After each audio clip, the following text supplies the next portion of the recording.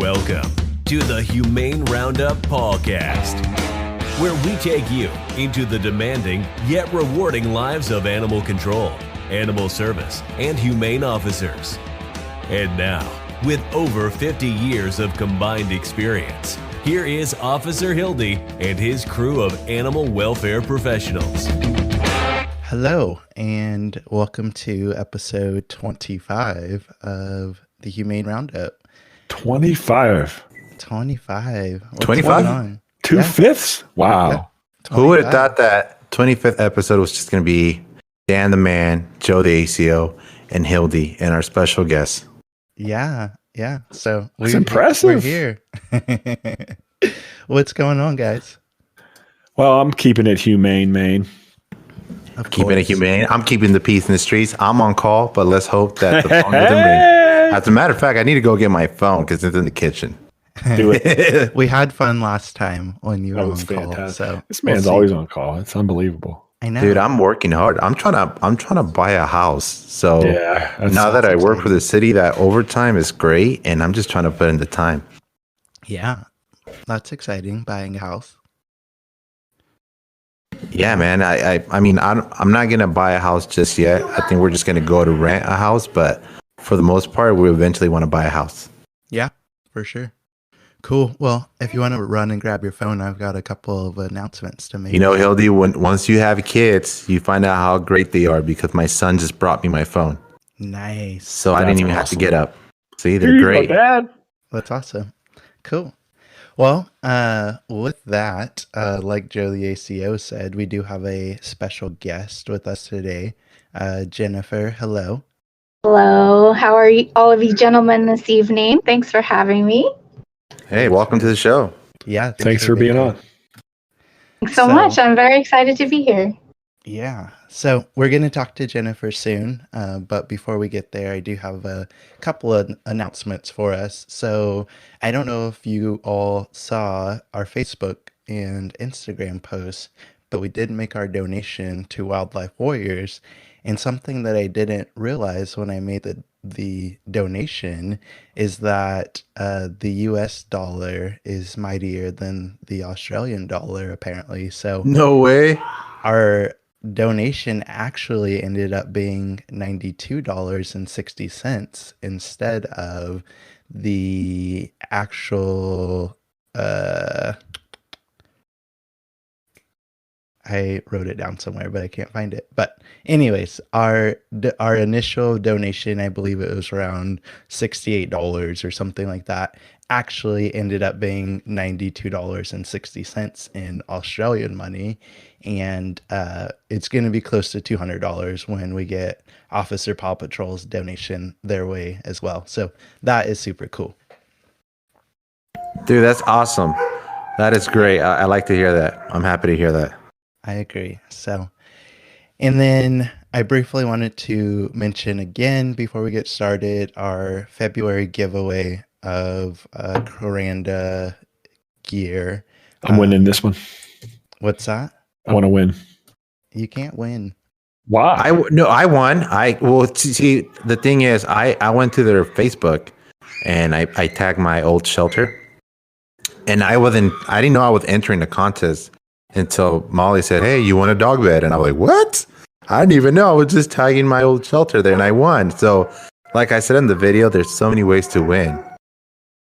Maybe you can't win an art contest. Yeah, So I'm going to enter anyway, just to make it more competition. you can. You can enter for sure. But we're probably not going to pick you. But That's fine.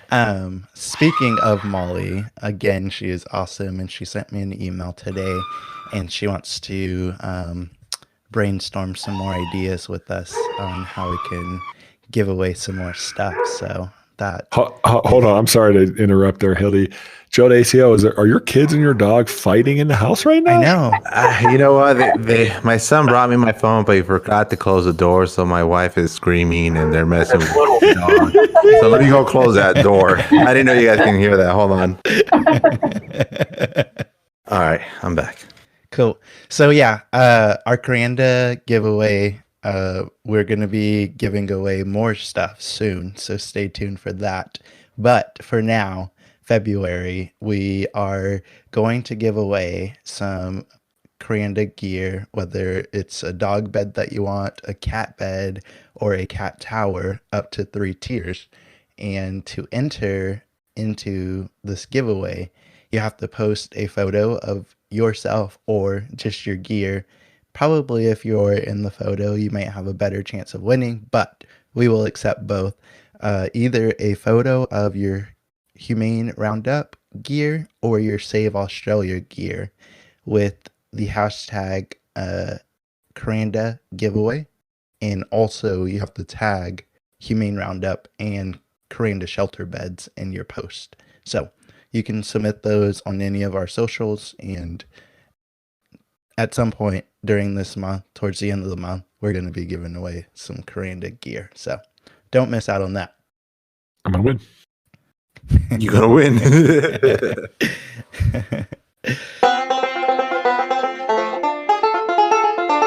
Do you know him? Welcome back to another segment, guys, for Do You Know Him? Now, you thought we were done, but actually, Hildy just threw a left curve or a right curve, whatever you want to call it.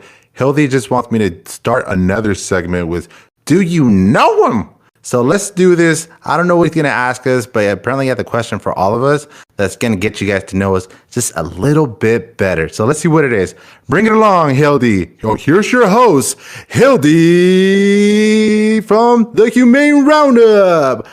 Very over the top. So, yeah, like Joe said, I want to continue this Do You Know Him segment, continue sharing things about ourselves so you guys can get to know us a little better. Because I know when I listen to other podcasts or radio shows, I like to feel like I'm like in a room with all of my best friends and joining in on the conversation with them. So that is my goal here. And so the question that I have for all of us, including you, Jennifer, is what is our favorite ice cream flavor? Ooh. What am I First. Ladies first. Oh goodness. Well, for me it would be So Delicious brand, which would be Vegan shout out. Yeah, cashew. Cashew, like you definitely can't diss it until you try it. But truly, the cashew salted caramel by So Delicious is bomb diggity.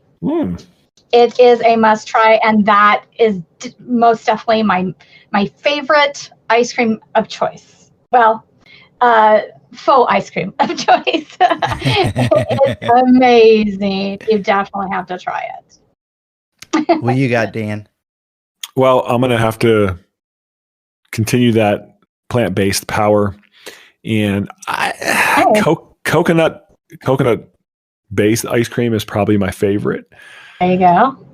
Peanut butter and chocolate is hard to beat. Yes. If I'm going to use, if there's anything out there that can beat peanut, Hildy, this is tough. I have 3. So I have peanut butter chocolate. I have gluten-free, plant-based cookie dough, and then mint chocolate chip. Yeah. Okay. I'm not a fan of the mint, but I can get down with the other 2. Joe, what about you? You know what? I'm your simple kind of guy. I like chocolate. And especially once they mix it with some stuff like brownies or they put like, I don't know, maybe a little bit of marshmallows. I'm like a kid, you know, I love chocolate ice cream, chocolate cake. Chocolate is just my favorite. So you like to go to Cold Stone and put like gummy worms and Butterfinger and stuff in your ice cream? Dude, if they can put anything on chocolate, like honestly, no, well, not like candy. Most of the time it's just like brownie, like chocolate and brownie together is great. Or when you get a brownie, a hot brownie, and they put vanilla ice cream on top of it. Sounds great. Ooh. That does. Can you put that? Does anyone know what Jimmy's are, or am I the only one on this show? No, what is A Jimmy? Jimmy? Sure. I know what a Jimmy is. Enlighten.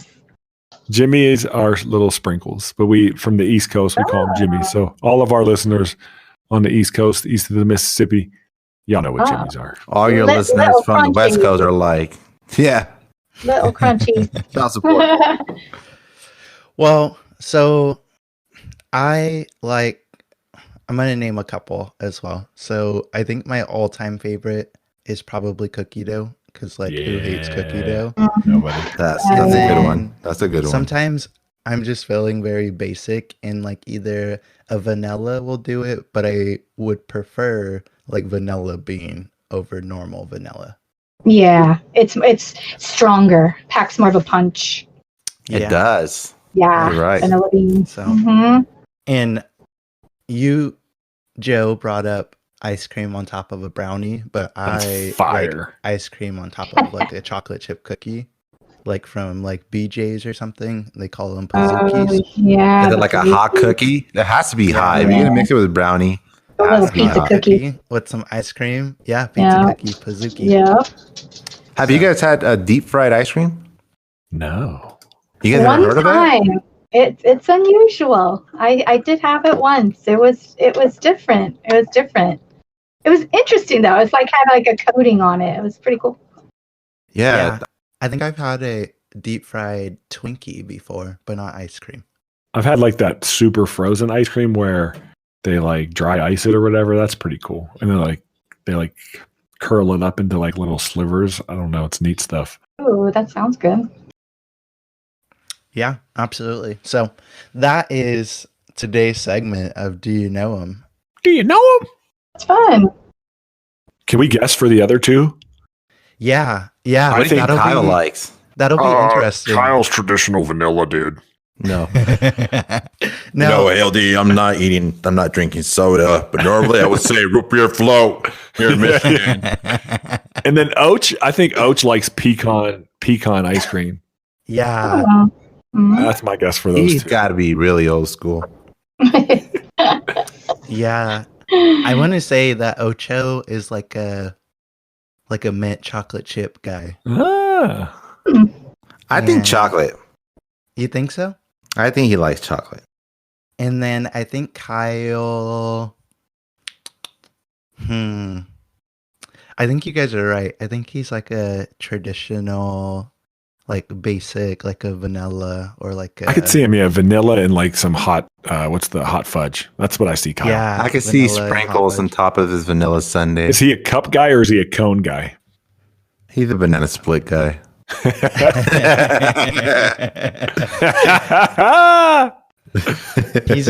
I think he's a cup guy. I think he's a cup guy too. I think he's dropped an ice cream cone once in his life and he cried when he was a young boy. And ever since then, he's been a cup guy. Well, I just think a lot of guys are uncomfortable with licking an ice cream cone. Oh, I see what you're saying. So yeah. I think he's Oh, a cup wow. guy. I'm the type of guy that'll make direct eye contact with you while I'm doing that. that is for a guy. It is kind of awkward eating an ice cream cone and licking it and trying to feel like a man while you're eating it. Yeah. It's So just one of the most awkward things, especially when you're around kids and you have kids, whatever. But when you're around grown people, at work, you're you're just looking at all the dudes. Do you know him? What's up, bro? That is not So, yeah. something I've ever even thought about. you guys have to, Thanks for joining us today. I don't know what you're going to lobby for moving forward, but This is hilarious. Yeah. So you guys are gonna have to try to remind me next week to ask them their ice cream to see if any of us were right. So We got it right. yeah. So all right, that's today's segment of Do You Know 'Em? We're gonna keep that going probably each week or at least monthly. Oh, I have a question. Yeah. I got one more. Since we have a guest, we talked about this before. So one of the things that I asked in the very first time we did this segment was a pretty interesting question because this was brought up to me when I was in high school and they put it with a bunch of different people that we never met in our lives. And we were asked to ask this question, which is pretty uncomfortable, but it's a pretty random question, but at the same time, it's pretty funny. So when you go to the bathroom for number 2 and you wipe, are you a cruncher or are you a folder?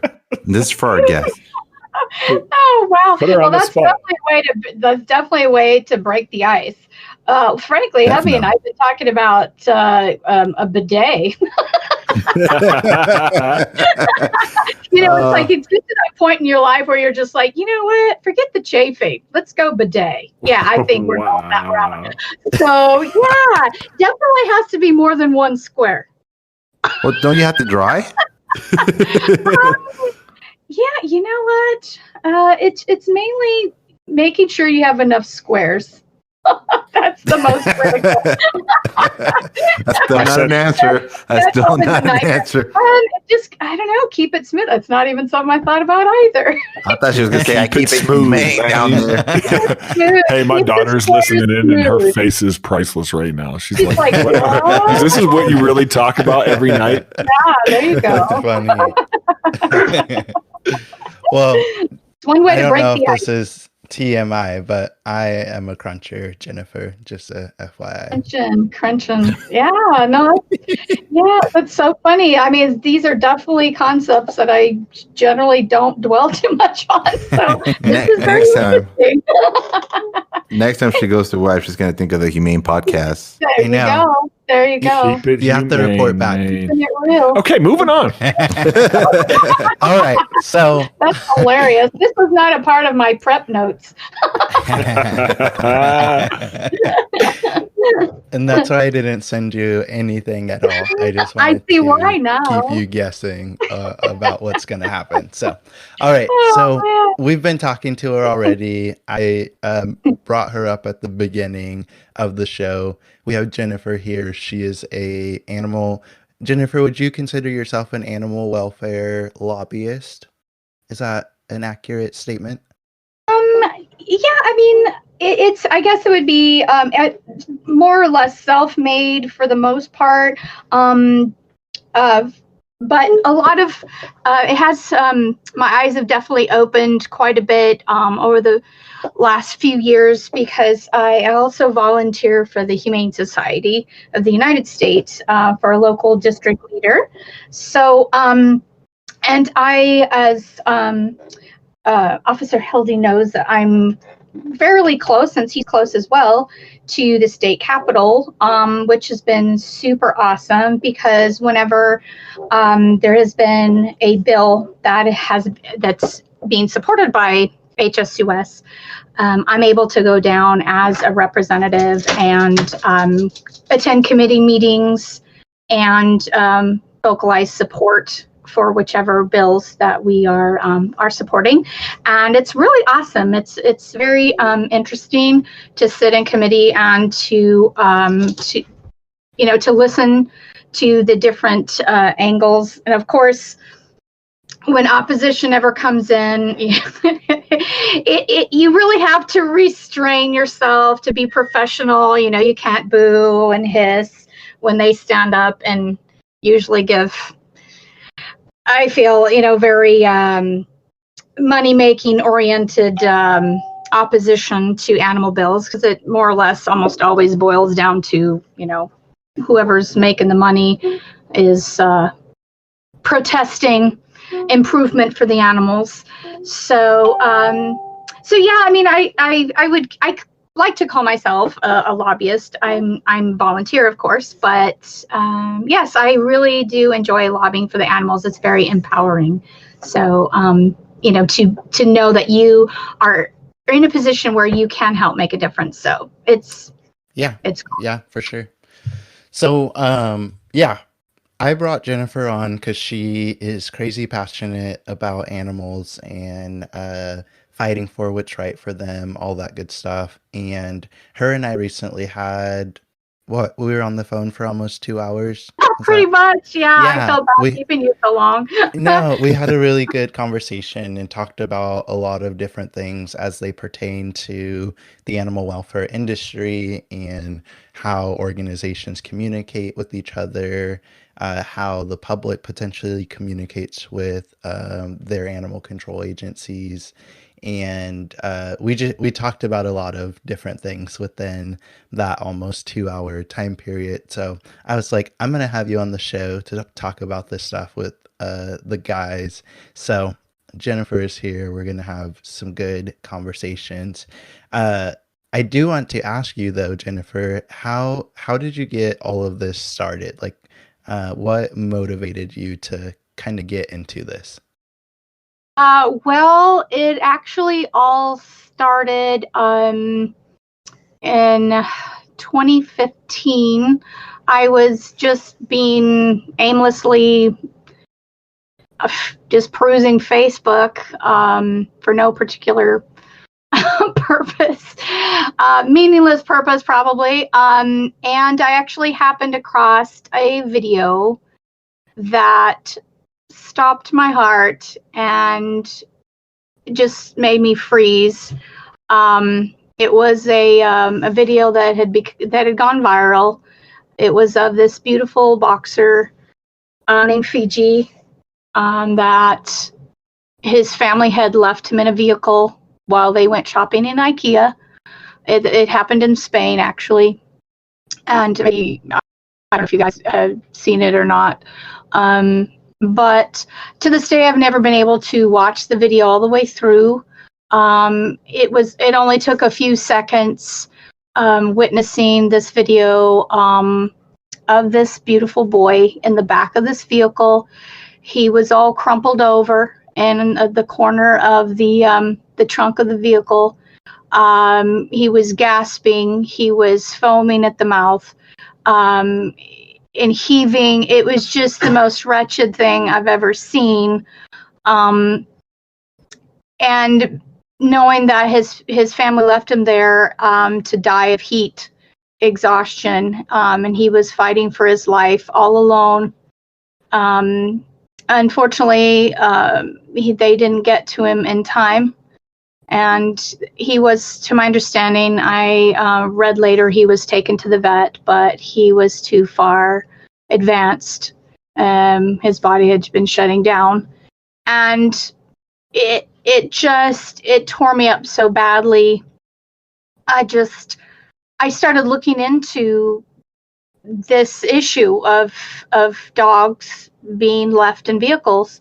And before long, just being in my neighborhood, Walmart in particular, I suddenly, it was like a light bulb went on, and I saw these dogs everywhere on mild to warm days being left in these vehicles. And I said, I've got to do something about this, because this is happening everywhere. And it just kills me to think that this could, be happening somewhere quietly. A dog like this boy Fiji succumbing in such a horrific manner in the heat, trapped in a car. So, Jennifer? Yeah, go ahead. You said mild to warm days. Can you put a number on that? Well, on a 70-degree day, in a vehicle, it can shoot up to 104 degrees in 30 minutes. Wow. So now that also depends on the color of the vehicle, yeah? Possibly. The diagrams that I would always look up, it didn't mention the color of a vehicle. But you would think that, like a dark vehicle would escalate a little quicker, perhaps. Sure. But it shocked me, and it's unfortunately a misconception by most people in the public. They have no clue that it's kind of like when officers, pull someone over. Oh, I had just 2 bears, officer. Just a couple of bears, just a couple of bears. I'm good. Yeah. So for most people, it's just like, I was in the store. I just went in for 5 minutes. I swear. And how many of us have heard that? I was just gonna say that's the number one thing that we hear. I was only gonna go in, and it takes like an hour. Yeah, right. And I love telling them. Yeah, and I love showing them my computer, and I'm like, when they got the call. Yeah. I'm like, look, this call came in at this time. It took me about this long to get here. Well, I came out and checked on it. Yeah, and it took me this long to find you inside of the store. So if you total all of that up, it's been about 30 minutes. So your, hey, I was only in there for 5 minutes isn't like, it's not a true statement. not even legit. I mean, Yeah. I know in our Walmart, you walk through the door, you're lucky to even get through the line and out the door, not even buying something within 5 minutes. So, yeah. So that got you started into legislation? Yeah, That well, video? because what it happened was we started a patrolling group. I covered all my bases, so I met with local law enforcement, animal control, and everyone dealing with the law to make sure it was legit. So I actually became a 501c organization where we called ourselves the Canine Angel Rescuers. And so we all had t-shirts, we had heat sensor guns, we had backpacks where we would call animal control and say, hey, we're going to be out here patrolling today, give you a heads up, because people start getting wiggy, giving us the evil eye because we're, just cruise. Yeah, we would cruise around and just kind of casually look into vehicles, just like casing the parking lots. And we would, if we found a dog, that was it left in the vehicle, we would note the time, and depending on how hot it was, we would usually call animal control right away. Then we would alert Walmart, say, hey, there's a dog being left out here, we're monitoring it, animal control's been called, they need to come out and take care of the situation. So we did that for a while, and so I started looking into finding out what laws covered this type of situation and what citizens can do to try to help an animal in distress. And that's when I found out that AB 797 here in California was in progress. And I was like, what a coincidence. Just Right. as this has come to light, I'm like, oh, there's legislation moving along. And so I got super excited. And so I just dove right in. And as soon as I realized how directly connected basically politics were to combating animal cruelty, I'm like, that's what I want to do in my life. This is like, it felt like a calling to me. And so since then, it's just been all about, getting into legislation and voting, and another animal advocate myself. We started, she had a vision of, I don't know if you ever heard of Hands Across America back in I think it was in the 80s, where I'm trying to remember what it was, but anyway, she had this vision to do Paws Across America, and basically make it to be all focused on looking up your lawmakers, your legislators, when voting comes around, which is something I'm going to be needing to do here really soon, and looking up and doing research on who's coming into office and to find out where they stand on animal welfare issues, and encouraging people to vote accordingly. So I've since been very careful and really encouraging people to get involved in voting humanely. And so of course then I looked into the HSUS and all the work that they do, so I got very excited there, and that's why I got into that. And but then as I got more and more involved in the advocacy part of things, I started branching out into more and more advocates across the country. And I started realizing another real problem is dogs on the end of tethers and chains, and these situations in the cases that people kept posting and sharing with me were just so horrific. I ended up realizing that it was a real epidemic, and especially in the Midwest and the Deep South, there's more of a struggle to get strong animal welfare passed in a lot of these areas. And so So to me, I became involved in a lot of different things. There's the dog and cat meat trade issue that's been going on, of course, puppy mills. But it seems like there's a lot of organizations addressing these issues, puppy mills. But I could not find that many organizations really heavily focused on the problem of long-term continuous canine tethering. Yeah, And that's something. Oh, go ahead. And that's something all of us officers, obviously have dealt with. And Jennifer and I had a conversation about how some of those laws are kind of hard to enforce. For example, the one here in California, the state law allows a person to tether their animal for 3 hours within a 24-hour period. And the issue that we run into is that who's to say it's been on there for 10 minutes or it's been there all day, unless we've been sitting there watching that dog all day to see if it's been there for more than 3 hours. So we did have that conversation.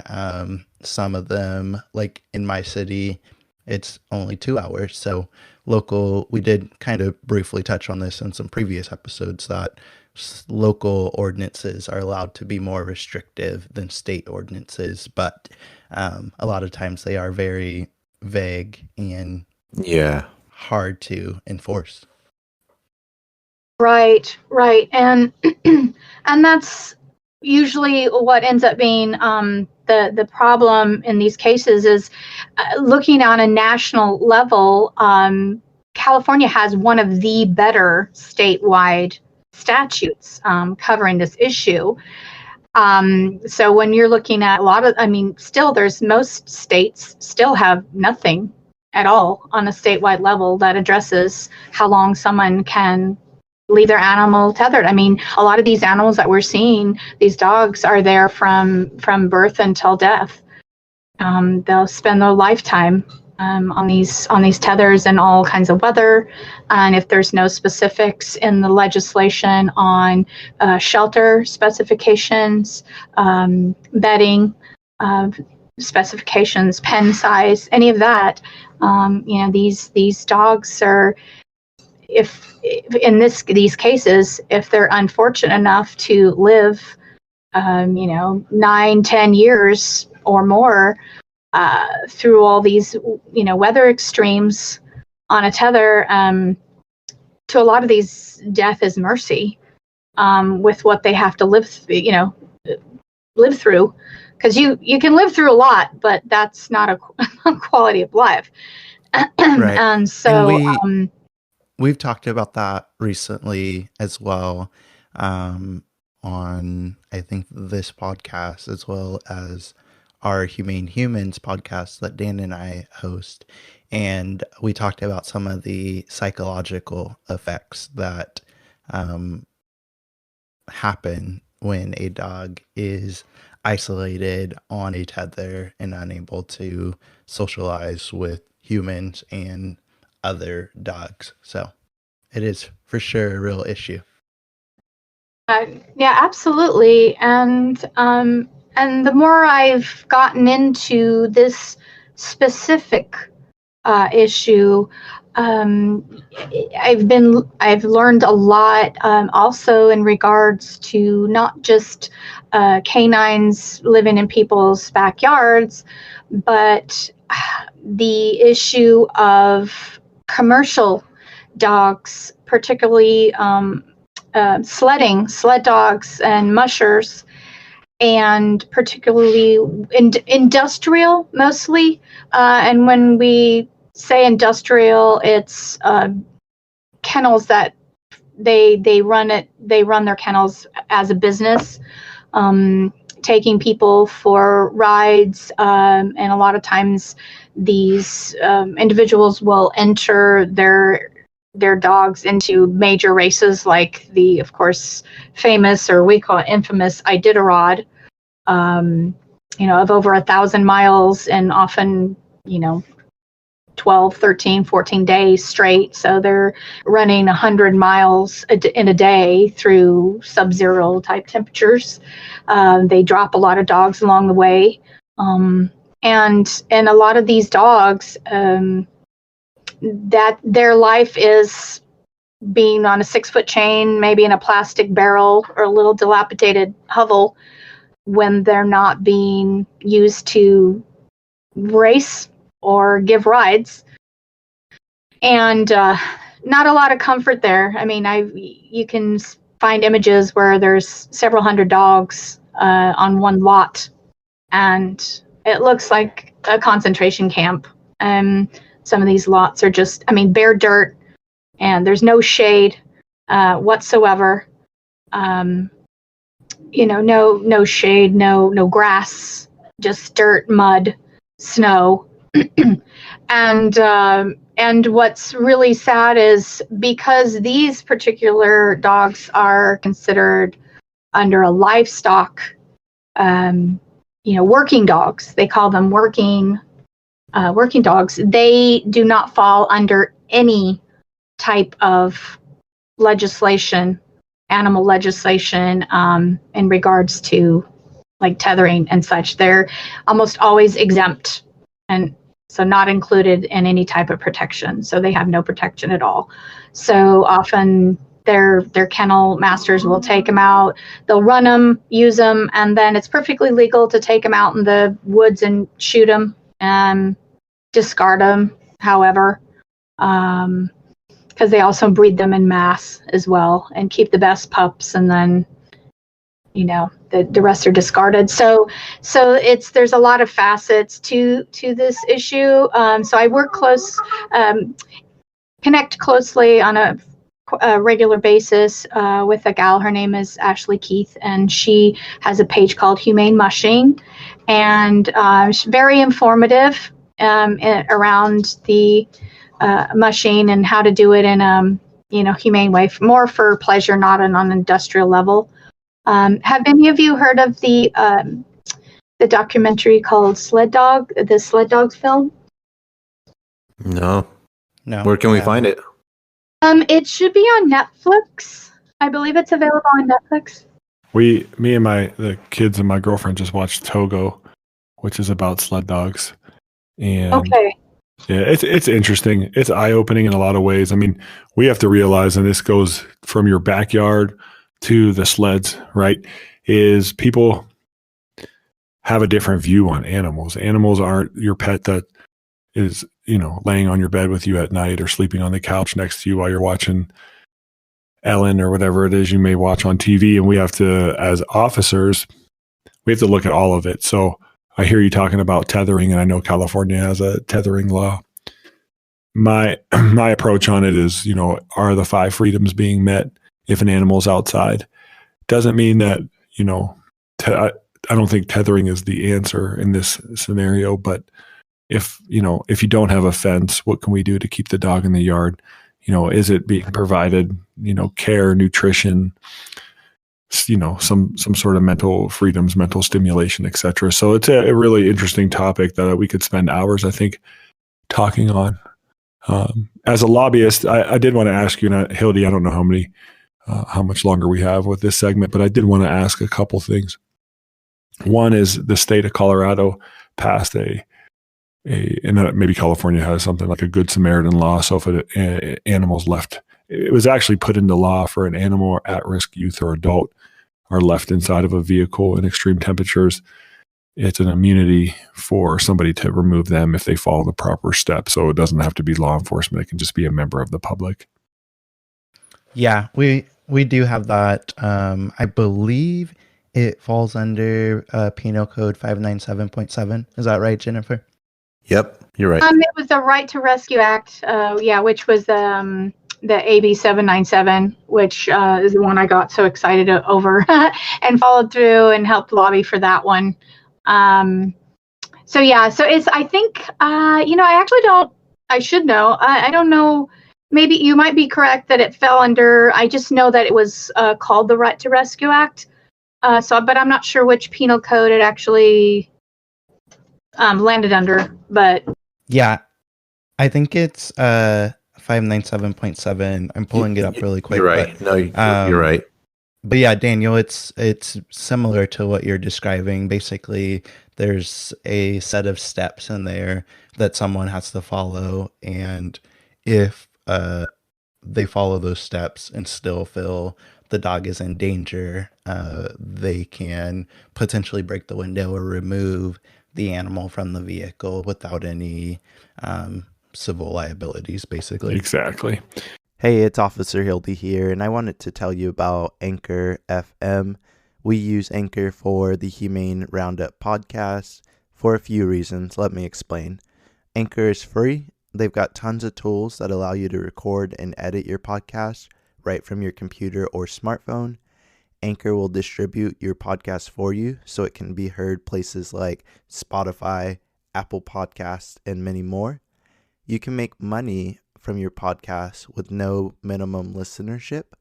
Also, everything you need to make a podcast is here in one place. So download the free Anchor app or go to anchor.fm to get started. And that's ANCHOR.FM. And then my second question is, I don't know how much you follow. Do you follow stuff in other states? All the time, yes. So what are your thoughts on what happened in Denver, Colorado recently? In regards to trying to lift the BSL? Yes, ma'am. Well, most of the legislation I follow the closest are the anti-tether laws being passed, like right now in Virginia. They just had something pass.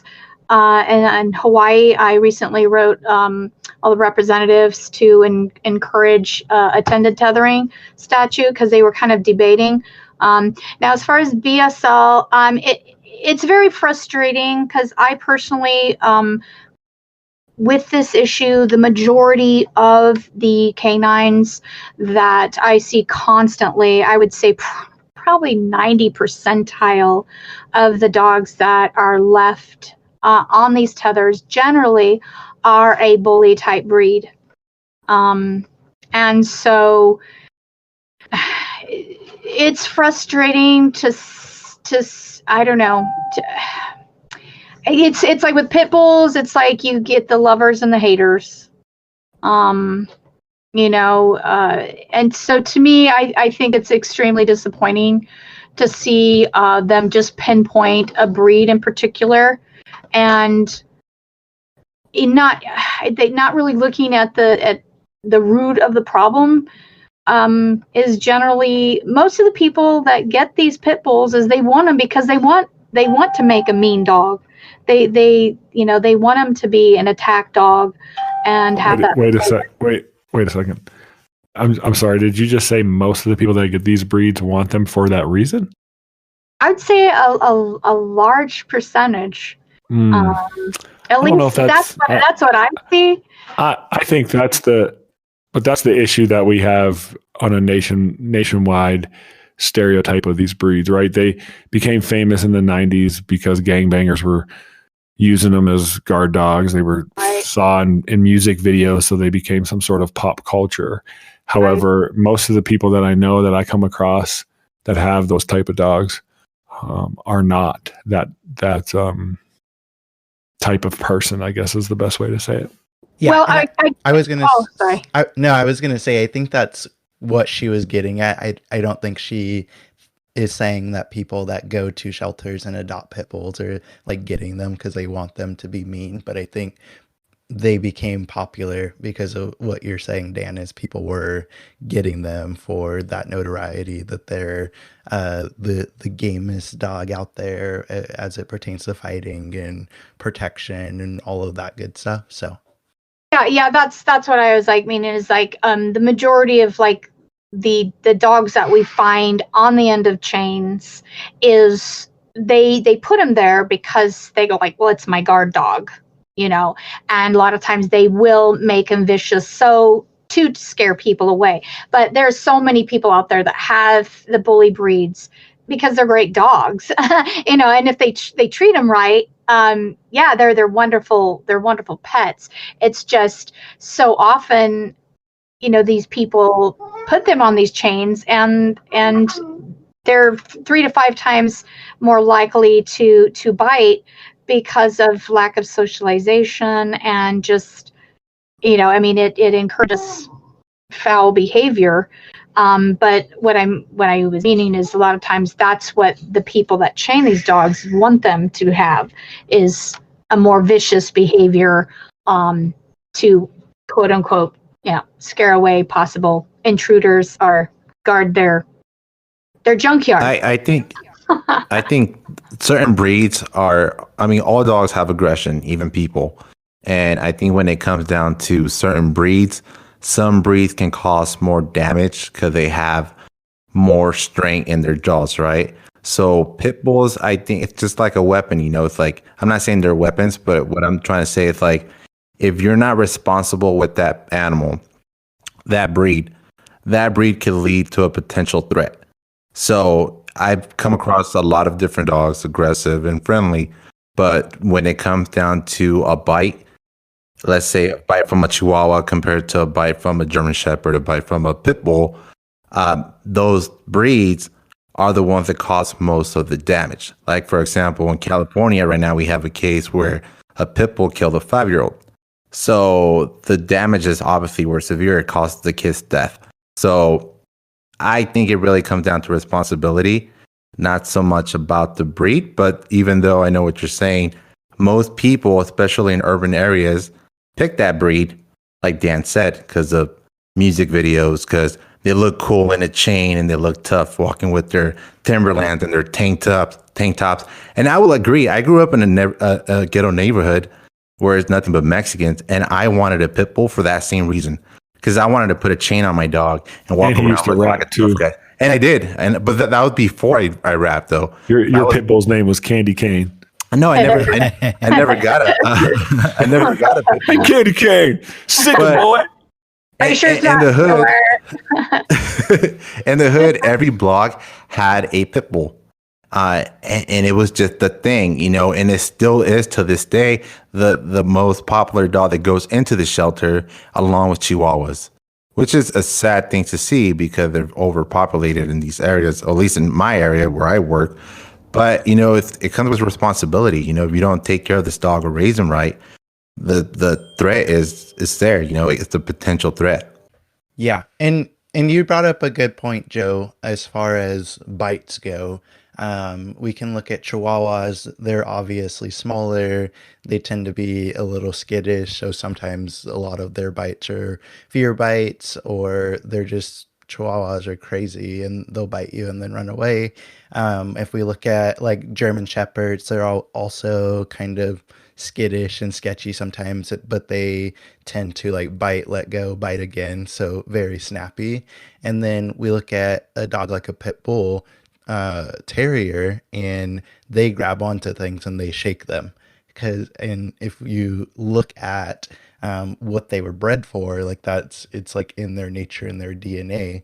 So thinking logically, a dog like a pit bull, with the amount of muscle they have in their head, which helps them have a stronger bite force, combining that with shaking, obviously there's going to be a whole lot more damage. And I think that is what makes them popular, because I mean, we all know all breeds of dogs bite, but generally the bites are not as bad as a bite from a terrier type breed, not even just including pit bulls, but they are on the bigger side of the terrier breed. So I think that's why they get a lot of notoriety. Go ahead, Dan. I know we're not at our quiz yet, our game show yet, but I'm going to throw a little question out there for the audience. What dog has the strongest bite force? Chihuahua. I'm just kidding. They actually have. It's funny you say that. Chihuahuas actually have a very pronounced scissor type bite, which if they were a larger breed type dog, would have one of the most dangerous bites recordable. I would say a German Shepherd.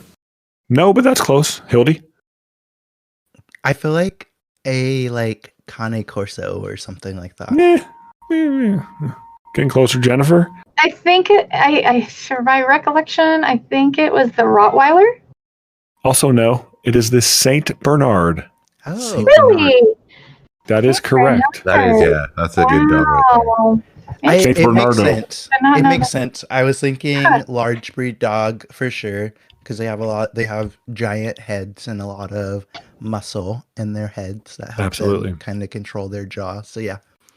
Well, I didn't really want to go down that rabbit hole too much, but I just wanted to get your opinion on it from a lobbyist standpoint because I know there is a lot of movement regarding this topic here as far as current state. So yeah, I know a lot of people are a lot of Coloradans are pretty upset at the governor for vetoing. It wouldn't be the governor. No, the governor fully supports the mayor. Pit bulls. The mayor, that's what I mean. Yeah, actually, the governor. Ironically, and I'm glad you brought that up because the governor, and I mean this as I sit here on my phone, the governor of Colorado just tweeted out, and I quote, "Frida, a friend's new pit bull rescue pup, joined us at the governor's mansion in Denver tonight. Shh." Someone commented on it. They said, at Denver police, please dispatch a unit to the governor's mansion. And then Denver police responded, the Twitter feed is not monitored 24/7. Please contact dispatch. So they got jokes. That's amazing. Yeah, it is. I love it. I love it because the governor's mansion is in Denver and technically would be in violation if. That's crazy. Yeah. Yeah, no, I actually got really excited when I found out that the governor made it in because actually Ashley Keith that I mentioned that has the Humane Mushing, she's in Colorado. So as soon as I found out he went in, I was like, dude, you have a really pro animal governor. So we need to jump on and see if we can get some good protective legislation passed while he's in office. But yeah, so I met actually the mayor there. Yeah, he's in the hot water, in the hot seat right now. The mayor, not the governor. Daniel, I know that you can't talk a lot about this, but I just had a whatever. question. I'm gonna just talk about it. As my man OPP said, let's talk about it. Let's talk about it. So is it illegal for a resident of Denver to own a pit bull, or is it illegal to bring a pit bull into the city of Denver? Both. Okay. Wow. What else you want to know? That was my only question. I just didn't know if it was illegal for a resident to own one, or if someone was passing through, happened to stop at a gas station. So the way the law is written, that even a passer through has to have a written document from the director of that animal protection agency to be in the city with said pit bull. Now, the only way an animal is determined to be said pit bull, it has to be evaluated by trained staff, which is a unanimous 3 evaluator process. So if there's 3 individuals that are considered the breed evaluators, it has to be a unanimous yes or no, or yes, to make it illegal. So this is done without bias. The evaluators will go over some standard breed standards. So whatever the breed standards of the 3 illegal breeds, which are American Staffordshire Terrier, American Pit Bull Terrier, and the Staffordshire Bull Terrier. So if the dog has physical characteristics that meet that, once they're done with the evaluation, then they compare notes. And if they all 3 agree that the animals have the majority characteristics of one of those said breeds, the animal is deemed to be illegal. If one of those 3 say, man, it's more of a boxer mix or something like that, then it's still allowed in the city. So, there's, I don't want to get too deep into the process of it, but we all, as officers, we all have to guess that breed when we impound a dog. And sometimes we're right, sometimes we're wrong. Yeah, that's a very interesting process for sure. So, Dan or Jennifer, one question that I had for you, I was going to ask if you could walk us through basically, I guess from someone having an idea of getting a law passed, like what that looks like from the beginning to it becoming an actual law. Because I know I personally don't know how that process works, and I would venture to say that a lot of our listeners that maybe aren't into legislative stuff know how that works either. Yes. And I'm not sure how much more time we have, because I actually was hoping to dive even more deeply into some of the topics I'd like to maybe cover.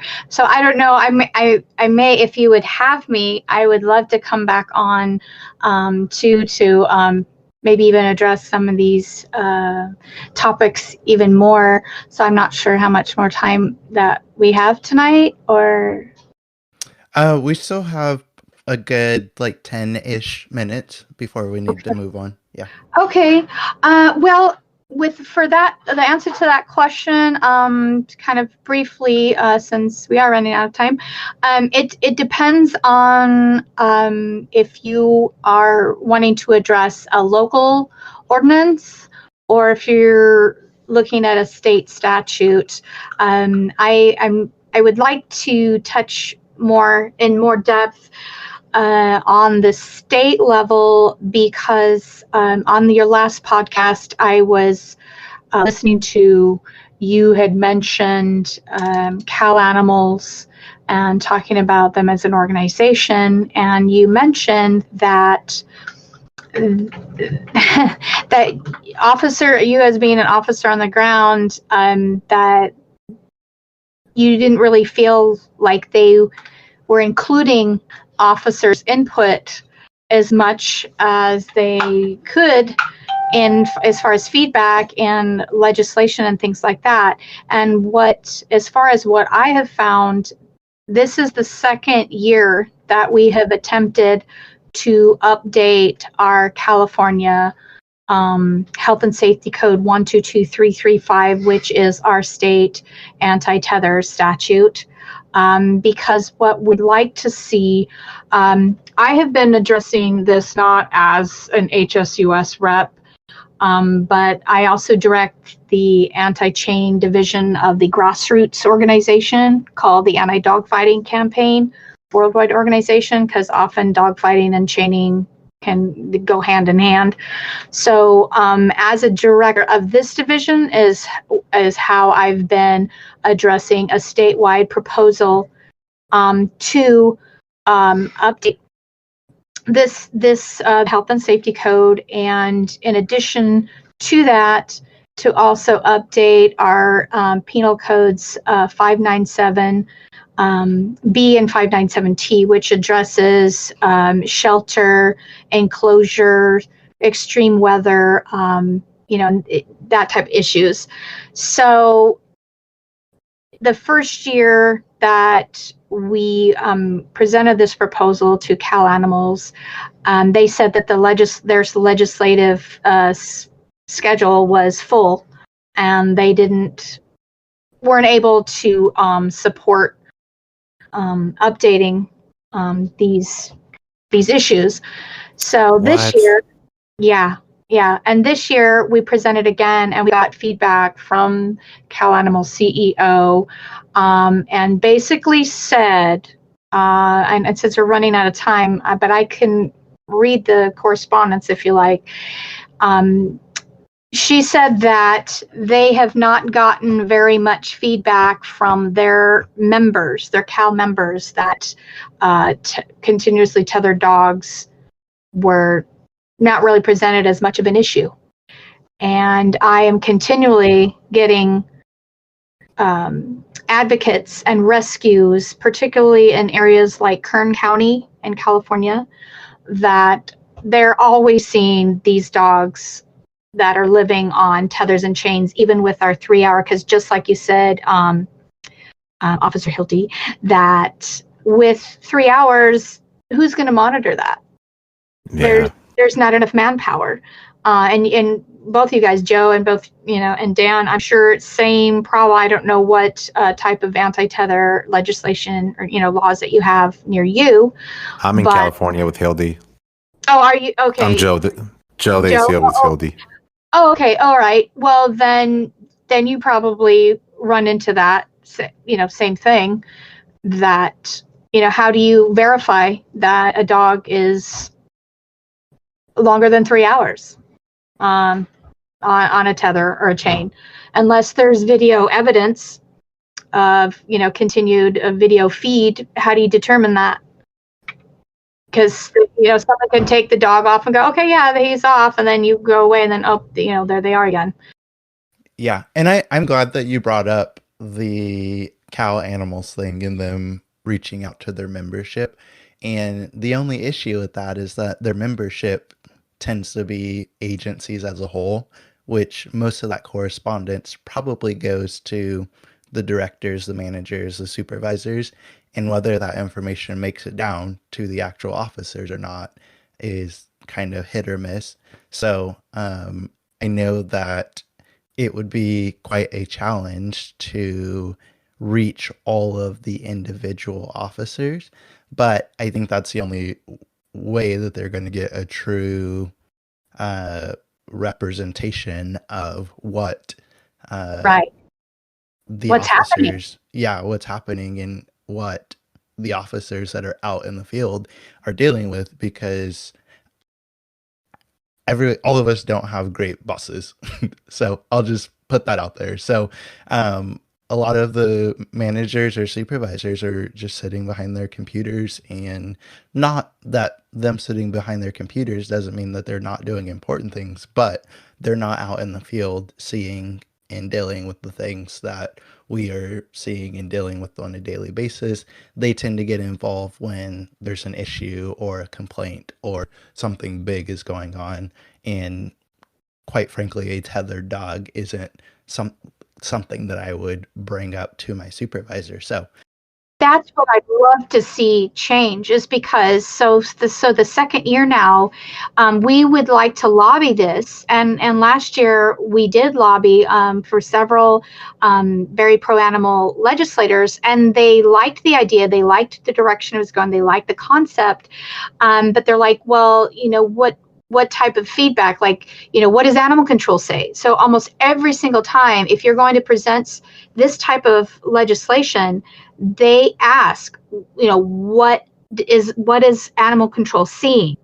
What is their feedback? And so basically, we did not even bother lobbying this proposal to update our state statute here in California, because if Cal Animals is saying, it's not a real problem, they're not backing us up. They're not backing up this proposal. So if we go and lobby, they're like, what does Cal Animals say? Well, they're not supportive of it. So what do you do?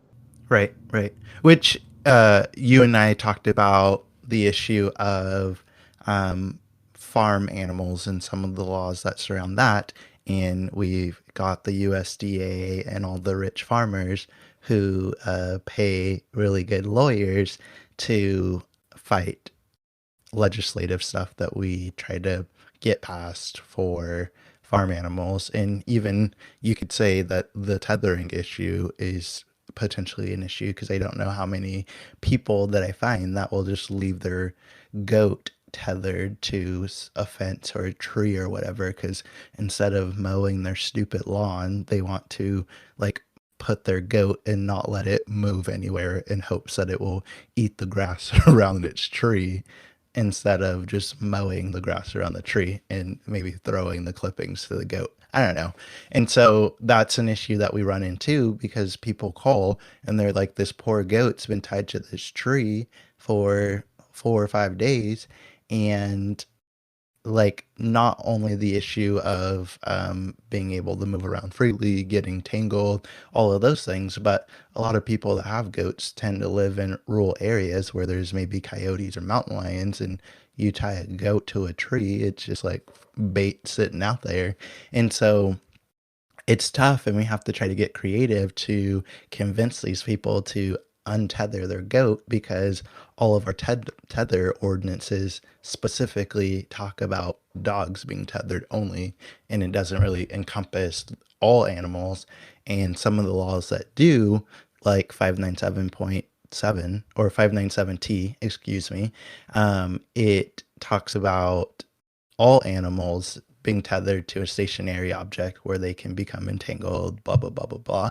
But it's also so vague that, like, what does that even mean? Like, we all know what a stationary object means, but it is also a very vague law that I don't know that a lot of people apply to farm animals, because everyone, I think, is so afraid to open that can of worms and have a battle with the farmers and USDA and all the other people that deal with livestock type animals, that is also a real issue. So, but yeah, and getting back to you talking about getting input from animal control, I believe you and I talked about it. We also talked about it a little bit here on the show, is that a lot of times we generally aren't allowed to speak freely to the media, to go to a city council or a county council meeting to talk about issues, and even potentially an email.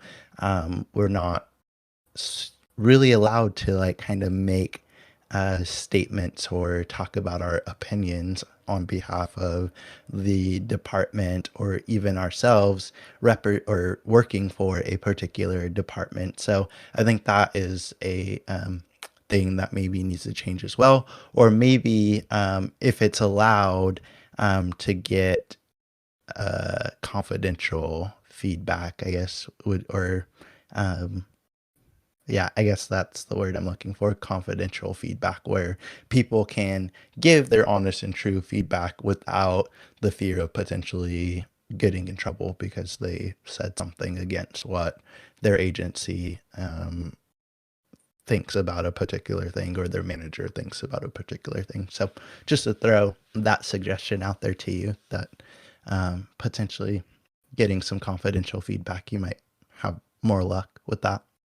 Yes, I would definitely make perhaps on again if I'm I can maybe come back on another time. Yeah, I'd like to maybe go down that road and others, and maybe do some more brainstorming surrounding that, because I know some of the legislation that has been put forth by various advocates in various states, they sometimes do have animal control officers come in, and they have given their feedback and say, hey, this is working, or that's working, or this is what we see, or this helps or that doesn't help, and they have been able to come in and present their feedback at commissioners meetings, things like that.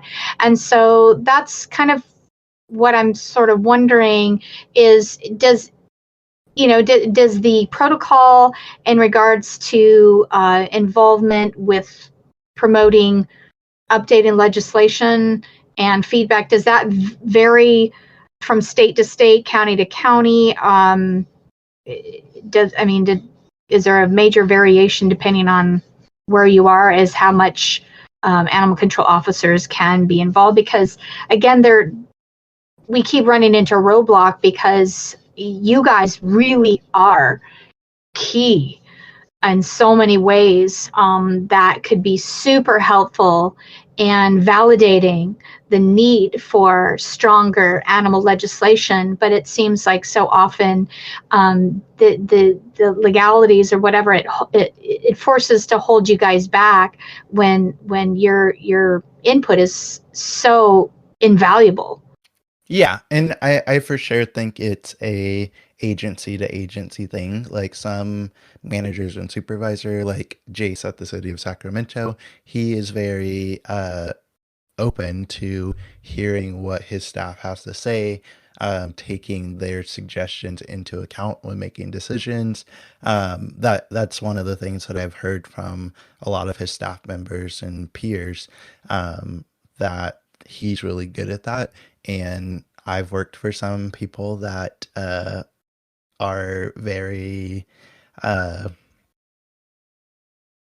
all about making themselves look good, I guess is the way that I'll put it. And a lot of times the information doesn't even make it down to those of us that are in the field doing the work every day. So we don't even know that a question is being posed because that person doesn't share the information. So it's for sure, I think, a county to county, manager to manager, supervisor to supervisor kind of thing for sure. So I would love to brainstorm more with, with you and other officers on, what would be the best way to address, get support of, the large organizations like Cal Animals, to be able to work more with citizens that want to see this improved legislation, and how we can smooth out that connection between animal control and citizens or grassroots like myself that would like to see the change, because we're kind of stuck. I'm at the point where do we turn to? Because we've gone down so many different avenues, and we have the support of many different animal organizations that we're actually working with in defense of animals. They've been working with us, but they're like, well, but if animal control, isn't backing it up, where do you turn next? Because you guys are the ones that help enforce the law. So if they're saying there's no need, then where do we turn from there? I think that would be a good live. Like if we were to have a live people calling in and have that input be expressed by different ACLs from different areas, what they think is, when I was telling Hildy last podcast, I shared the California handbook, and people were like, whoa, that's a big book. And some people were like, mine only has 10 pages. And people wanted to buy the California handbook because they wanted to see what we enforce and what can they do to change something in their area. So I was like, oh, wow, I thought it was like that all around. Little did I know. Yeah, that's what amazes me is that, and a big part of like what we presented to Cal Animals is that being that we're looking at this as, because ultimately we'd love to see a higher standard federally, maybe even like an updated standard to the Animal Welfare Act someday. It will probably take forever, but I know one day that's like our dream goal. But so we're getting feedback from all across the country, and in doing this, I've also spoken with Nick Lippincott. He's the Florida state director for NACA, and there's almost 20 counties in Florida that have an attended tethering ordinance or ordinances for their counties with excellent results. And so it's something that I'm constantly using and saying, hey, if this is working great in that many counties in Florida, why don't we look at the demographics and try to apply it in more places? Why keep reinventing the wheel if animal control is saying, hey, it's working great over here? Why not use that energy to go, hey, let's spread the love. With it. Yeah, exactly. And so, this is something that I presented detailed information to Cal Animals again. Hey, looky over here. Look, it's working well. So, what do you think? Well, it's like, oh man, this is exhausting, Yeah. And I'm glad you brought that up. I'm going to wrap us up here. But Jennifer, after we had that conversation, she kind of motivated me to start the email group that I made. I have gotten quite a few emails and put it into this email group that I created. There hasn't been a whole lot of conversation happening, but I did create an email group similar to something that Cal Animals has here in the state, where people are allowed or can email a specific email address, and it gets sent out to everyone on the email group basically.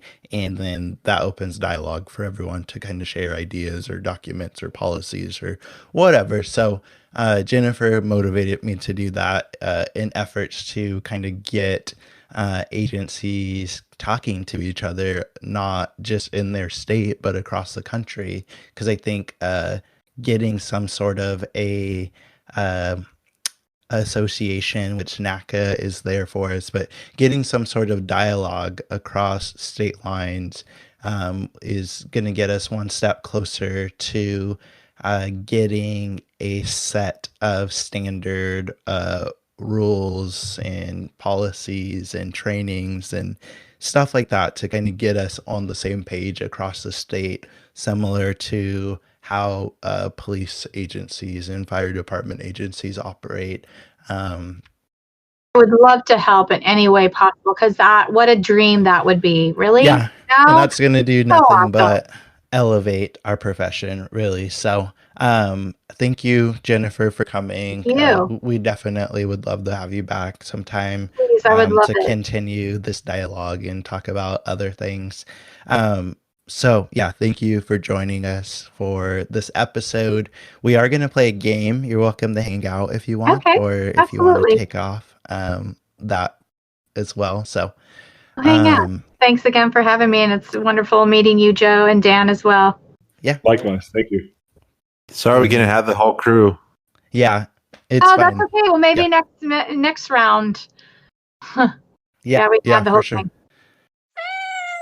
So I have a new game for us, and right now I'm calling it Riddle Me This because the place that I stole it from, that's what they call it, but I'm totally open to changing the names. But basically, I'm going to give you guys a riddle, and I want you guys to work together to try to figure out what the riddle is.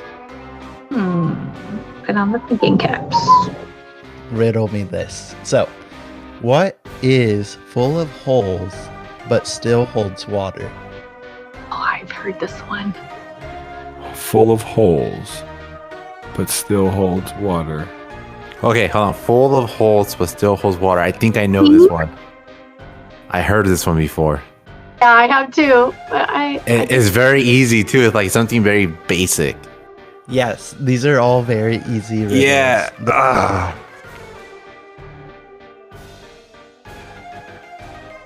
It's full of holes and holds water, you said? Yes, what is full of holes but still holds water? Oh, dude, I remember hearing this one somewhere. Is it a sieve? No. Like a Wait, what did you say? a sieve or a sieve? I don't know what that is. Like you drain, you strain water, like Oh. pasta. No. Man, I could have sworn. We need Alexa. We need a hint. Jennifer is very close when she's talking about the sink. What is full of holes, but still holds water? Sink. What?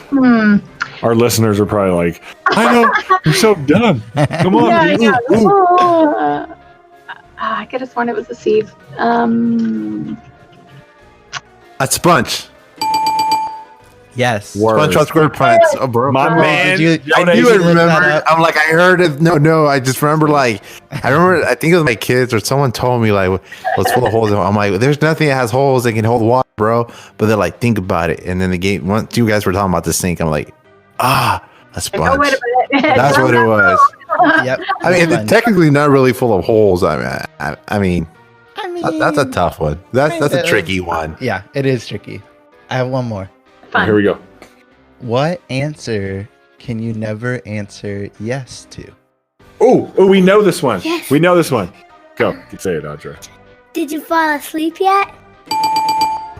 Yep, that's it. Yeah, Audra. Yeah. Are Hey, you sleeping? I got one for you guys. Go ahead. What? Okay.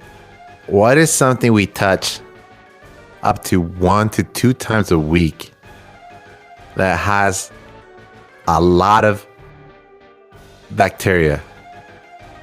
We touch it at least twice a week.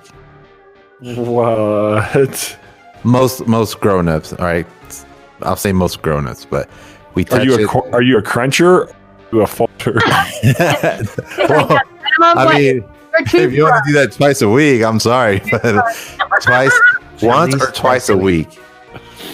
Your toothbrush. Most Americans do this 1 or twice a week, and highly Wait, effective. it's a that kind of- thing. I'm It's not- a thing that they do, or it's something that you touch. It's both, actually. Both. Okay. You do and you touch.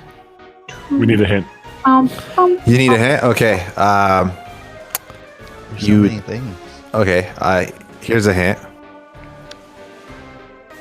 When you do look for this thing, you're also looking for the cheapest price. Gas. Oh, a gas pump. Yeah. That was a pretty giveaway. But That makes sense because no one ever washes those. Oh yeah. Yuck. All right. Well, let's wrap this up. Join us next week. We're gonna have Alice Burton on from. What's up, Alice? Alice is the director of regional outreach at Humane Rescue Alliance, and she's going to be talking to us about the very first Mid-Atlantic Animal Care and Field Services Conference, who's going to be hosted by the Animal Rescue Alliance, the Professional Animal Workers of Maryland, and St. Hubert's Animal Welfare Center. So she will be here next week, and I'll put a link down in the show notes so you can learn all about Humane Rescue Alliance. Word. Yeah. So with that, that's all we got today. Miss you, Ocho. Miss you, Kyle. We'll see y'all next week. Hey, brother, I'm right here in Michigan, Bullet State. Thanks again, Jennifer, for joining us. Thanks, Jennifer. Yeah, nice thanks so talking much, to you. yeah, thank you. Good talking to you guys, and look forward to next time. Have a Keep great it night. humane, Maine. And keep doing what you're doing. I love it. I love what you're doing. Thank you. We need more people you. like you. Yes, for sure. For Yeah, sure. I definitely will. Very passionate. Also, just updating on that Twitter beef that I talked about earlier between Governor Jared Polis and Mayor Michael Hancock. Hancock responded, "Wow." Twitter beef is real. Oh, Hey, that attracts a lot of attention. And then our boy Polis responded with a Scooby Doo row. that's hilarious. All right. Later, y'all. Good night, y'all. Have a Adios. good night. Thanks a lot. Peace. Bye. Bye. Bye. Bye bye. Thank you for listening to the Humane Roundup PAWcast. Please take a moment to rate and review the show wherever you listen to podcasts. Want to get in touch with us? Visit humaneroundup.com. Email us at humaneroundup@gmail.com. Text us or leave us a voicemail at 916-241-3464 or follow us on Facebook, Instagram, and Twitter at Humane Roundup.